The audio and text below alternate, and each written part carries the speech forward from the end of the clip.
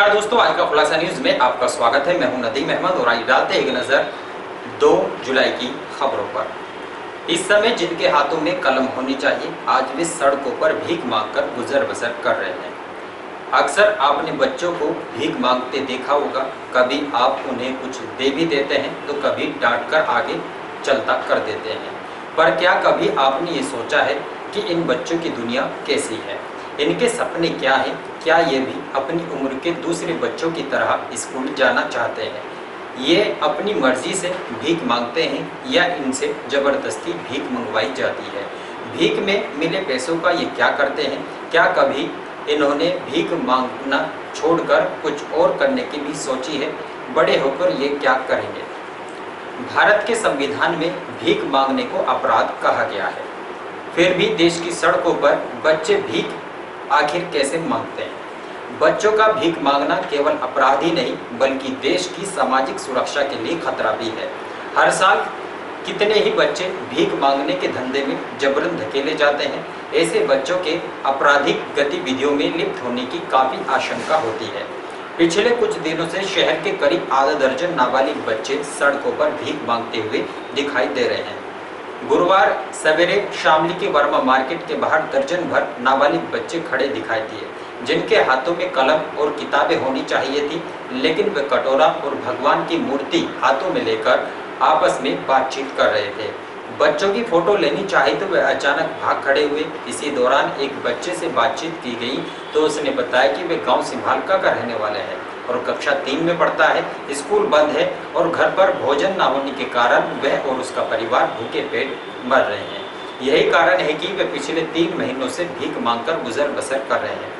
Lockdown में जहां केंद्र व प्रदेश सरकार ने गरीबों को लगातार मदद करने के लिए अनेकों योजनाएं चलाई हैं, लेकिन ऐसी स्थिति में भी यदि जिन बच्चों को कोरोना के कारण घरों से निकलने पर पाबंदी है, वे यदि सड़कों पर रात दिन घूमकर भीख मांगते हैं तो पुलिस प्रशासन इस ओर कोई ध्यान न दे तो शायद बच्चों को अनदेखा करना ही कहा जाएगा। जिले में विभिन्न सामाजिक संगठन, चाइल्ड हेल्पलाइन, किशोर पुलिस इकाई के सदस्य बाल श्रम के खिलाफ कार्य करने का दावा करते हैं, लेकिन धरातल पर कोई कार्रवाई नहीं है। यदि बच्चों को सही दिशा दी जाए तो यही बच्चे देश का कैरियर भी बन सकते हैं। नगर पालिका के पूर्व चेयरमैन अरविंद संगल ने 4 सार्वजनिक स्थानों पर सैनिटाइज मशीनों को लगवाया है। गुरुवार को नगर पालिका परिषद के पूर्व चेयरमैन अरविंद संगल ने हमारा परिवार जिला शामली शाखा की ओर से 4 सार्वजनिक स्थानों पर हाथों को सैनिटाइज करने के लिए 4 मशीनों का समर्पण किया, जिसमें एक मशीन सरकारी अस्पताल शामली, दूसरी मशीन सदाशिव मंदिर रेलपाट, तीसरी मशीन गुलजारी वाला मंदिर, चौथी मशीन अंत्येष्टि स्थल मुक्ति आश्रम टंकी रोड निकट फाटक पर लगाई गई। इस अवसर पर अरविंद संगल ने बताया कि मानसून के माह शुरू हो चुके हैं, अब कोरोना से बचाव की ज़्यादा ज़रूरत है। इस मौसम में संचारी रोगों का प्रकोप ज़्यादा रहता है, ऐसे में कहीं भी पानी इकट्ठा न होने दें, पूरी आस्तीन के कपड़े पहने, मच्छरों से पूरा बचाव रखें, खुले में शौच न करें, हाथों को बार बार धोते रहें। ऐसी स्थिति में इन मशीनों को सार्वजनिक स्थानों पर लगवाकर हम ये चाहते हैं कि आप अपने परिवार को और अपने को सुरक्षित रखें। सरकारी अस्पताल में लगाई गई सैनिटाइज मशीन का शुभारंभ मुख्य चिकित्सा अधिकारी व निवर्तमान चेयरमैन अरविंद संगल ने किया। इस अवसर पर कोरोना वॉलंटियर्स को सम्मान के रूप में डॉक्टर विजेंद्र व डॉक्टर रामनिवास को सम्मानित भी किया गया है। शहर के राजकीय चिकित्सालय में चिकित्सकों के समय पर न बैठने के कारण हॉस्पिटल में मरीजों की भीड़ लगी हुई है। चिकित्सकों की कार्यालयों में एक समय में 1 से अधिक मरीजों को नहीं जाने दिया जाता, लेकिन हॉस्पिटल में मरीजों की भीड़ और सोशल डिस्टेंसिंग न होने से कोरोना संक्रमण फैलने का खतरा भी बना हुआ है, जिससे मरीजों को भी भारी परेशानियों का सामना करना पड़ रहा है। उत्तर प्रदेश सरकार ने मरीजों की समस्याओं को देखते हुए जिले के सभी सरकारी अस्पतालों में ओपीडी कार्य शुरू करा दिया है, लेकिन चिकित्सकों की मनमानी के चलते कोई भी चिकित्सक समय से अपने कार्यालयों में नहीं बैठता है। यही कारण है कि सवेरे से ही मरीज आने शुरू हो जाते हैं और चिकित्सकों की उपस्थिति न रहने से धीरे धीरे भीड़ जमा हो जाती है, जिसके बाद चिकित्सक मरीजों को देखना शुरू करते हैं तो एक समय में मात्र एक ही मरीज को कार्यालय के अंदर जाने दिया जाता है, जहां उसको सोशल डिस्टेंसिंग के नाम पर मानसिक परेशान भी किया जाता है। मरीजों का कहना है कि प्रदेश के मुख्यमंत्री योगी आदित्यनाथ ने मरीजों के साथ मधुर व्यवहार करने और उनको सही उपचार देने के आदेश दिए हैं, लेकिन उसके बावजूद चिकित्सक न तो मधुर व्यवहार करते हैं और न ही सही उपचार कर पाते हैं। कई चिकित्सक तो मरीजों के साथ सोशल डिस्टेंसिंग के नाम पर अभद्रता भी करते हैं। चिकित्सक समय से कार्यालय में नहीं बैठते और मरीजों को लंबी लंबी लाइन में खड़े होकर दवाइयाँ लेनी पड़ती है। गुरुवार को भी शहर के राजकीय चिकित्सालय में मरीजों की भीड़ रही, जहां मरीजों की आपाधापी के कारण सोशल डिस्टेंसिंग नहीं हो पाई और लोगों में संक्रमण बीमारी फैलने का खतरा बना रहा। शामली के मंदिर हनुमान टीला हनुमान धाम के प्रधान शैली द्विवेदी ने सभी जनपद वासियों से सावन के महीने में घरों में रहकर पूजा पाठ करने और कोरोना संक्रमण के चलते कावड़ यात्रा में न निकलने की अपील की है।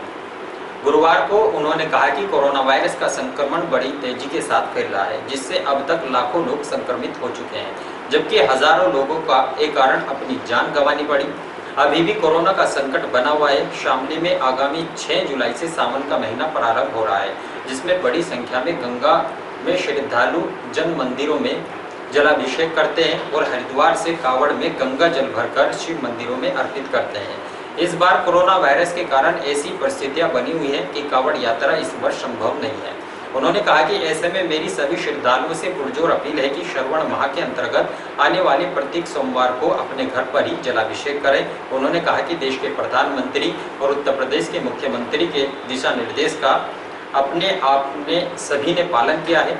उसी प्रकार श्रावण मास में भी अपने घरों में रहकर पूजा अर्चना करें ताकि कोरोना का संक्रमण फैलने से रोका जा सके। घर पर रहें और सुरक्षित रहें। मैं सलील द्विवेदी, अध्यक्ष श्री मंदिर हनुमान टीला हनुमान धाम, सभी क्षेत्र वासियों से अपील करता हूं, कोरोना संक्रमण की लड़ाई में जिस प्रकार से आप लोगों ने आज तक देश के प्रधानमंत्री मोदी जी एवं प्रदेश के मुख्यमंत्री योगी जी का सहयोग प्रदान किया, उसी प्रकार से आगामी 6 जुलाई से श्रावण मास का मेला प्रारंभ होने जा रहा है, जिसमें सभी भक्तों से अपील करता हूं कि भगवान भोलेनाथ का अभिषेक घर में रहकर ही करें, जिससे कोरोना संक्रमण को फैलने से रोका जा सके। मैं बाबा बजरंगबली से सभी क्षेत्रवासियों के लिए मंगल कामनाएं करता हूं। घर में ही रहें, सुरक्षित रहें। धन्यवाद। इसके अलावा कांधला पुलिस ने चेकिंग के दौरान 2 बाइक चोर युवकों को गिरफ्तार किया है, जिनके पास से पुलिस ने 3 बाइकों को बरामद किया है। दरअसल गुरुवार को पुलिस अधीक्षक विनीत जायसवाल के आदेश पर कांधला पुलिस ने चेकिंग अभियान चला। इस दौरान पुलिस ने 2 युवकों को रोका तो वे पुलिस को देख भाग खड़े हुए, जिसके बाद पुलिस ने दोनों को धर दबोचा। पकड़े जाने पर पुलिस ने दोनों युवकों के पास से 3 चोरी की बाइकें बरामद की। पुलिस ने युवकों की तलाश ली तो उनके पास से अवैध चाकू भी बरामद हुआ। पुलिस ने दोनों बाइक चोरों को जेल भेज दिया है। वहीं पुलिस ने अपने अभियान के तहत कई अन्य स्थानों पर भी चेकिंग की, जिससे वाहन चालकों में हड़कंप मचा रहा। और इन्हीं खबरों के साथ समाचार बुलेटिन ही समाप्त है। दीजिए जाए, नमस्कार।